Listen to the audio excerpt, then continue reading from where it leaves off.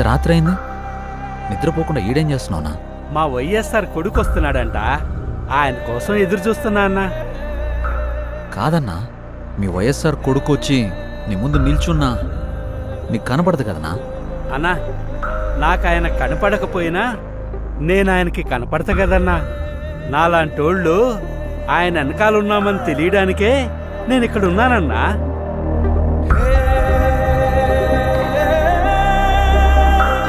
తండ్రి పోయాడనుకుంటే కొడుకొచ్చాడు.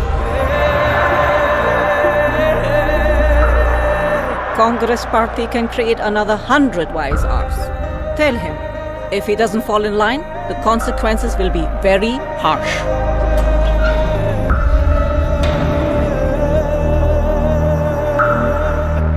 ఉన్నదంతా పోయినా పర్వాలేదు అని తెగించిన జగన్ లాంటోడితో యుద్ధం చేయడం మనకే నష్టం మేడం.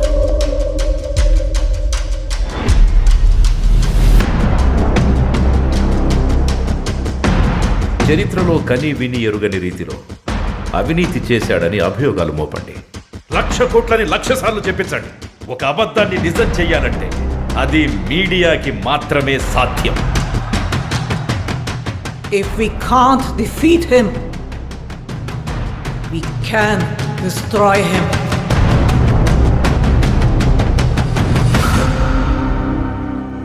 చరిత్ర నన్ను గుర్తుపెట్టుకుంటుందో లేదో నాకు అనవసరం అన్నా, కానీ ఒకవేళ గుర్తుపెట్టుకుంటే తండ్రి కోసం ఇచ్చిన మాట తప్పని కొడుకుగా మీరన్నా ఆ చరిత్ర గుర్తుపెట్టుకుంటే చాలన్నా.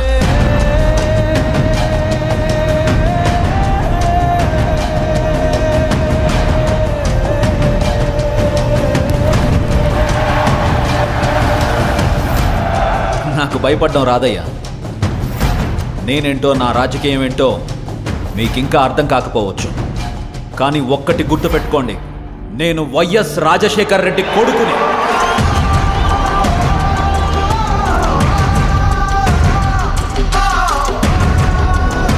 నా రాజకీయ ప్రత్యర్థినైనా శత్రువునైనా ఓడించాలనుకుంటానే కానీ మీ నాయకుడిలాగా వాళ్ళ నాశనం కోరుకోనయ్యా.